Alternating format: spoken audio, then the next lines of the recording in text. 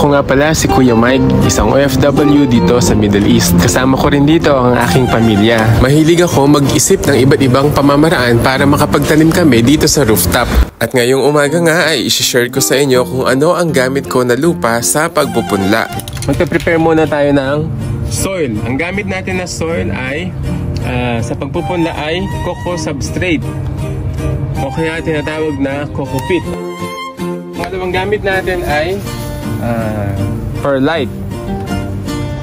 Ito yan. Ginagamit natin to para hindi masyadong maging compact yung coco substrate kapag nadiligan. So, kapag minix natin itong dalawa, one part and another part, ito yung ating magiging grow medium. So, first, ilagay natin ito dito.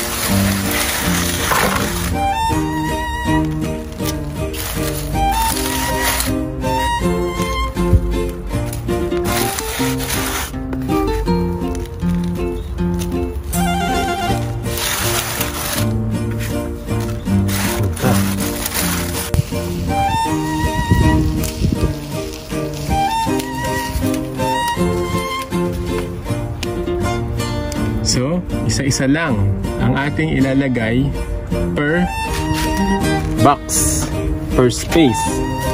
So, ito kailangan maging matyaga tayo kasi kinakailangan isa lang per box dahil magkukumpol-kumpol yung mga seeds at kapag tumubo sila, mahihirapan tayo na i-transplant. So, kailangan tigi-tigis ang buto lang at yung germination rate naman niya is mataas, almost 100%. So, we expect na tutubo lahat ng ating mga ipinunla na seeds. Ngayon naman, didiligan natin through this sprinkler.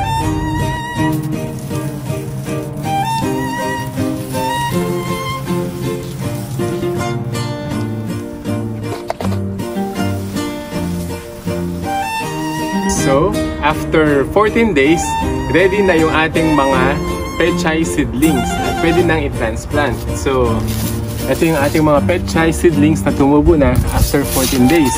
At lahat ng mga ito, ita-transplant natin dito sa mga prepare natin ng mga paso. Itong rectangular pots at saka dito. So, come on, lagyan natin ng marka. So, dito sa ganito kahaba na plot, this is around 1 meter by 1, 2, 3 or around 4 meters. Kakaroon tayo ng tigli 5. So gagawin natin, mamarkahan natin ito. Dito natin lalagay yung ating mga pechay seedlings.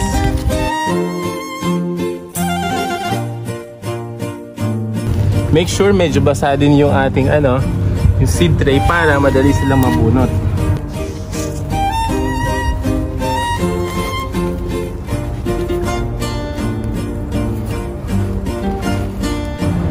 So, ang next step na gagawin natin ay magdidilig tayo. Ito yung ating mga na-transplant na.